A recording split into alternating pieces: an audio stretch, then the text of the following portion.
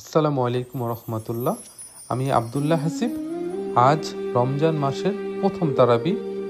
আজ আমরা যাচ্ছি মক্কা আল মুকাররমা মসজিদ আল হারামে তারাবির নামাজ পড়তে। চলুন তাহলে আজ আপনাদের আমার অভিজ্ঞতাটা শেয়ার করি।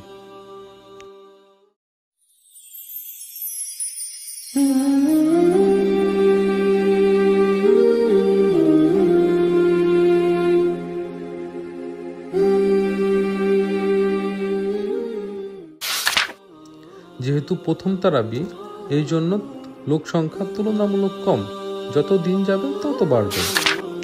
হেরামে নামাজ পড়ার জন্য অনেক আগে আসতে হবে, না হলে জায়গা পাওয়াটা খুবই টাফ।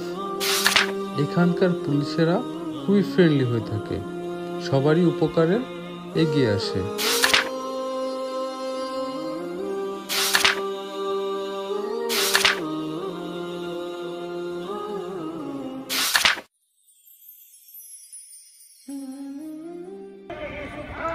আসসালামু আলাইকুম রহমতুল্লাহ। আমি আবদুল্লাহ হাসিব। আজকে আমরা যাচ্ছি মক্কা আল মুকাররমা মসজিদ আল হারামে তারাবির নামাজ পড়তে। আজ রমজান মাসের প্রথম তারাবি, এই জন্য আমরা আজকে হেরামে যাচ্ছি নামাজ পড়তে। চলুন তাহলে আমরা যাই মক্কা আল মুকাররমা মসজিদ আল হারামের দিকে। যদিও খুতবা শুরু হয়ে গিয়েছে, তাহলে চলুন আমরা সামনের দিকে আগাতে থাকি খুতবা শুনতে শুনতে।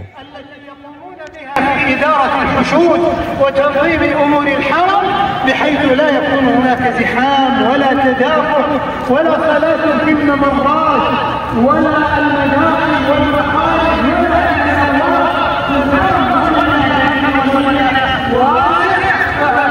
نحرص على كذلك إخوانكم بالهيئة العامة في مجال الخدمة يبذلون جهودا كبيرة، وكذا إخوانكم في رئاسة الشؤون الدينية في كل ما يجري بتجربة الخاصين الدينية، فهي فرص ينبغي أن نهتدي لها بما يقربنا إلى الله عز وجل، وبذلك تكون مناسبة الصيام ومناسبة العمرة مناسبة مثمرة ليتقوى العبد بما يقربه إلى الله ويزيد إيمانه ليحظى بالعفو والعافية والعتق من النار والرحمة والمغفرة في هذا الشهر الكريم. نسأل الله أن يمن علينا وعليكم بالقبول، وعلينا أيها الأخوة أن نبتعد جميعا عما يغنى عن الصيام والقيام وآداب الحرم كالتصوير والهواتف المحمولة وضياع الأوقات فيما لا يجري، إنها فرص وأيام محدودة. وكذلك على المرأة المسلمة أن تتحلى بالحجاب والعفاف والحياء والاحتشام، ولا تخالف الرجال في حكمهم، فهناك مصليات ولله الحمد والمنة.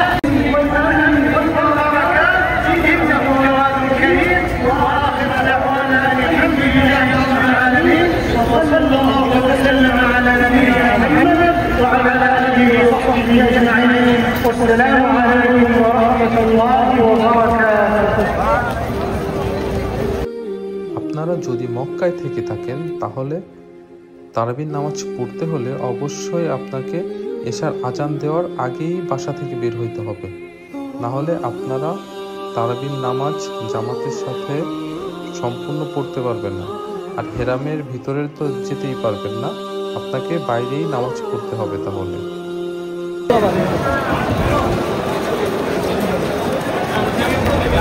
الحمد لله رب العالمين الرحمن الرحيم مالك يوم الدين إياك نعبد وإياك نستعين اهدنا الصراط المستقيم صراط الذين أنعمت عليهم فادع لنا ربك يخرج لنا مما تنبت الأرض من بقلها وقثائها وفومها وعدسها وبصلها قال أتستبدلون الذي هو أدنى بالذي هو آمين. ومنهم أميون لا يعلمون الكتاب إلا أماني وإن هم إلا يظنون.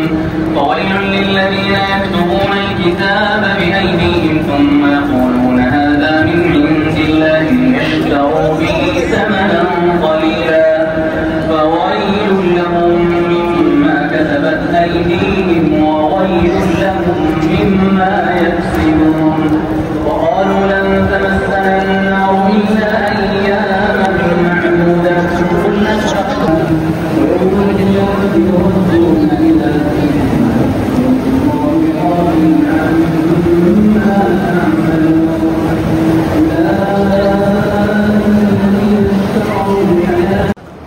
আমাদের একটু লেট হয়ে গিয়েছিল, যার কারণে আমরা ভিতরে নামাজ পড়তে পারি নাই।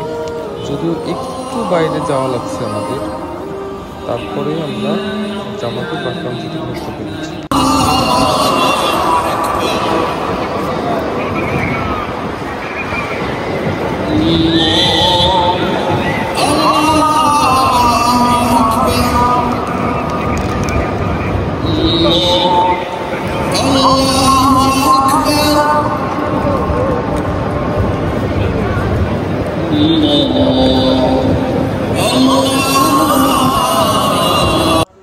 অবশেষে আমাদের নামাজ শেষ হয়েছে। আমরা এখন বাসার দিকে যাচ্ছি। আবার হয়তোবা দেখা হবে নতুন কোনো ভিডিওতে। ততদিন ভালো থাকুন, সুস্থ থাকুন, নিজের খেয়াল রাখুন, আমাদের জন্য দোয়া করুন, আমরা আপনাদের জন্য দোয়া করি। আল্লাহ হাফেজ।